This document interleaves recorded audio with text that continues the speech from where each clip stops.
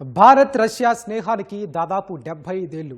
Putin పర్యటనతో అది మరింత దృఢమైంది. Soviet యూనియన్గా ఉన్నప్పుడే రష్యాను ప్రధాన మిత్రుడిగా భావించింది భారత్.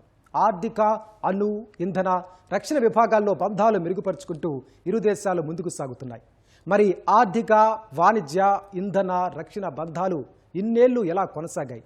ఈ రంగాల్లో భారత్ రష్యా మైత్రి ఎందుకంత కీలకంగా మారింది? ముఖ్యంగా భారత రక్షణ రంగంలో రష్యా పాత్ర ఎంత మేరకుంది?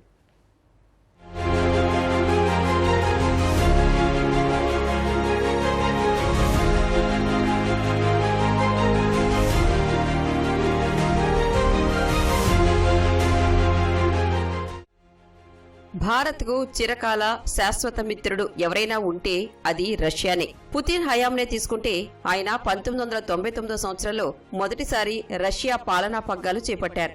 అప్పట్నుంచి గడిచిన 25 ఏళ్లుగా అధ్యక్షుడిగా, ప్రధానమంత్రిగా ఆయన పాలనా అధిపతిగా కొనసాగుతున్నారక్కడ. అదే 25 ఏళ్లలో భారత్లో చూస్తే 3 ప్రధానమంత్రులు మారారు. ప్రపంచం ఎన్నో మార్పులు చూసింది. కానీ అవసరాలు, ఆంక్షలు, ఆపత్కాలాలు వేటికి భారత్ రష్యా మైత్రీ బంధం మాత్రం తొణకలేదు, బెణకలేదు. ఇదే 25 ఏళ్లలో అగ్రరాజ్యం అమెరికాలో 5 అధ్యక్షులు మారారు. అక్కడ అధికార మార్పిడి జరిగిన ప్రతిసారి ఇండో అమెరికా సంబంధాలు తీవ్ర ఒడిదుడుకులు ఎదుర్కొంటూనే ఉన్నాయి. రష్యా, అమెరికాలో భారత్కు ఎవరు ఎందుకు దగ్గరో చెప్పడానికి ఈ ఒక్క ఉదాహరణ చాలు.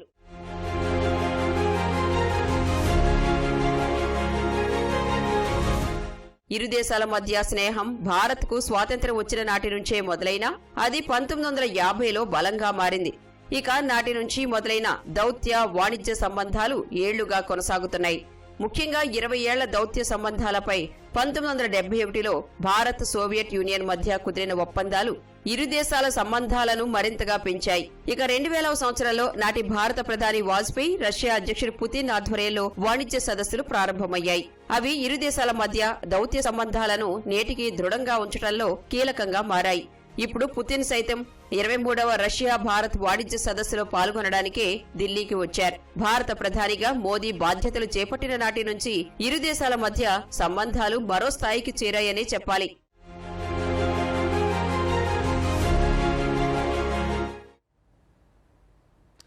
భారత్ రష్యా సంబంధాలు 3 మూల స్తంభాలపై బలంగా నిలబడ్డాయి. అవి రక్షణ, ఇంధనం, దౌత్యం. భారత చమురు దిగుమతుల్లో రష్యాదే సింహభాగం. అదే సమయంలో రక్షణలో రష్యా పాత్ర మరచిపోలేనిది. రక్షణ పరంగానే కాదు, దేశీయ రైతాంగానికి కీలకమైన యూరియా సరఫరాకు దోహదపడుతోంది. ఇంజనీరింగ్, ఎలక్ట్రానిక్ గూడ్స్, ఫార్మా, వ్యవసాయ ఉత్పత్తుల్లో రష్యాకు భారత్ కీలక భాగస్వామిగా ఉంటోంది. రక్షణ, ఇంధనం, దౌత్యం అనే 3 స్తంభాలపై రష్యాతో ఇండియా బంధం అనాదిగా ముడిపడి ఉంది. ఇందులో ఇంధనం ఇరు దేశాల సంబంధాల్లో కీలకంగా నిలుస్తోంది. ఇండియా చమురు దిగుమతుల్లో దాదాపు 35% వాటా రష్యాదే. 2021లో మాస్కో నుంచి $230 కోట్ల విలువైన చమురును ఇండియా కొనుగోలు చేసింది. 2024లో అది $5,270 కోట్ల చేరింది. రాయితీపై లభిస్తున్న చమురును పెద్ద మొత్తంలో తెప్పించుకోవడం ఇండియా ఇంధన భద్రతకు లాభిస్తోంది. రక్షణ రంగంలోనూ ఇరు దేశాల సంబంధాలు బలంగా ఉన్నాయి. ఫైటర్ జెట్లు, జలాంతర్గాములు, ట్యాంకులు, గగనతల రక్షణ వ్యవస్థలు తదితరాలు రష్యా సరఫరా చేస్తోంది. భారత గగనతల రక్షణ వ్యవస్థ S-400 రష్యాదే. $5.43 బిలియన్ వ్యయంతో 5 S-400 వ్యవస్థల కొనుగోలుకు 2018లో భారత్ ఒప్పందం కుదుర్చుకుంది. ఇప్పటి వరకు 4 వ్యవస్థలు భారత్కు వచ్చాయి. మరో వ్యవస్థను వచ్చే ఏడాది కల్లా డెలివరీ చేయనున్నట్లు తెలుస్తోంది.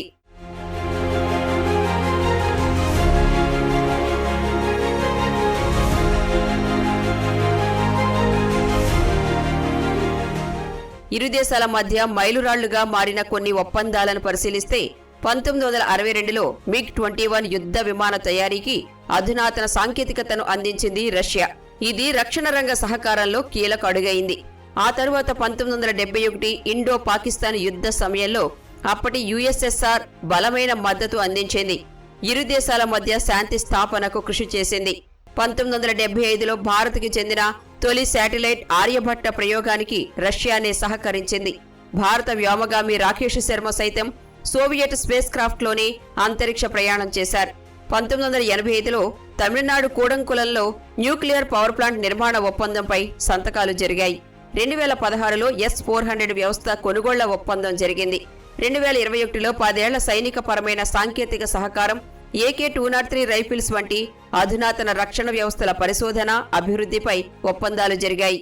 పర్టికులర్గా డిఫెన్స్కి సంబంధించి రష్యా యొక్క సపోర్ట్ ఇండియాకి చాలా కీలకం అని చెప్పేసి మనం చెప్పొచ్చు. ఎందుకంటే మనం అమెరికా, అలాగే యూరోపియన్ కంట్రీస్, అలాగే చైనా ఇలాంటి డిఫరెంట్ ఈ మల్టీపోలార్ రీజన్స్లో ఇండియా ఒక పోల్గా మనం చూస్తున్నప్పటికీ ఇండియాకి బ్యాక్ బోన్గా రష్యా యొక్క టెక్నాలజీ కావచ్చు, అలాగే S-400 లాంటి సిస్టమ్స్ కావచ్చు, వీటన్నిటిని మనం ఎప్పటి నుంచో తీసుకుంటున్నాం. అలాగే యూరోపియన్ కంట్రీస్ నుంచి కూడా మనం కొన్ని రఫేల్ జెట్స్ ఫ్రాన్స్ నుంచి కావచ్చు, ఇలాంటివి మనం ఎక్కువ మనీ పెట్టి కూడా తీసుకుంటున్నాం. కానీ రష్యాకి కావాల్సిన టైంలో ఈవెన్ యూరోపియన్ కంట్రీస్ అపోజ్ చేసిన టైంలో కూడా మనం డైరెక్ట్ సపోర్ట్ కాకుండా మానిటరీగా ఆయిల్ పర్చేస్ ఇలాంటి విషయాల్లో మనం రష్యాకి సపోర్ట్ చేస్తూ వస్తున్నాం. అలాగే మనకి కావాల్సిన విధంగా మనల్ని సేఫ్ గార్డ్ చేసే విధంగా రష్యా నిరంతరం మనకి సపోర్ట్ చేస్తుంది అనేది మనం గమనించవచ్చు.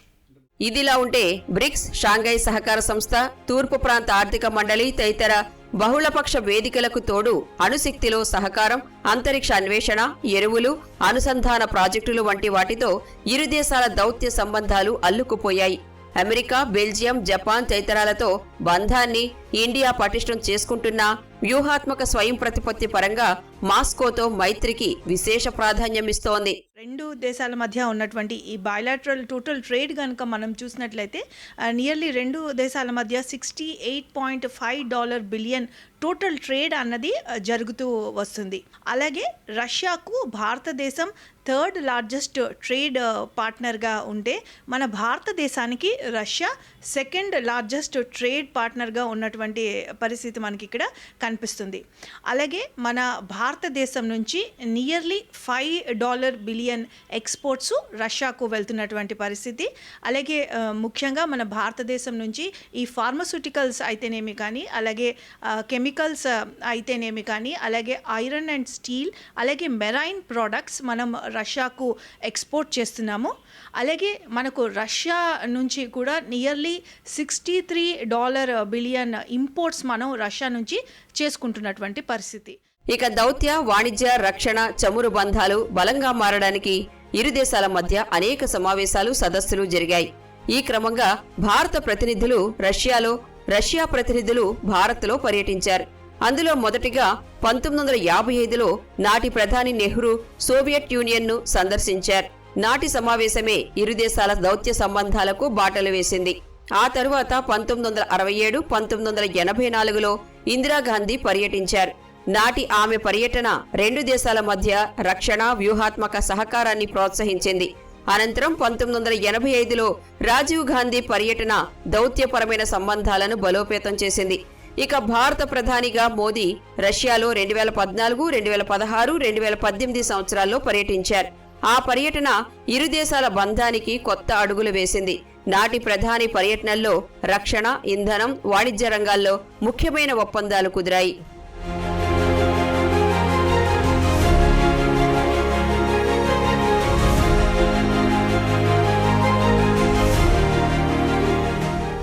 ఇలా ఏళ్ల నాటి నుంచి బలంగా కొనసాగుతోన్న దౌత్య, వాణిజ్య, రక్షణ, ఇంధన సంబంధాలు క్రమక్రమంగా బలంగా మారుతున్నాయి. మున్ముందు కూడా ఇదిలా కొనసాగుతుంది అనే కీలక ఒప్పందాలు ఇరు దేశాలు కుదుర్చుకున్నాయి.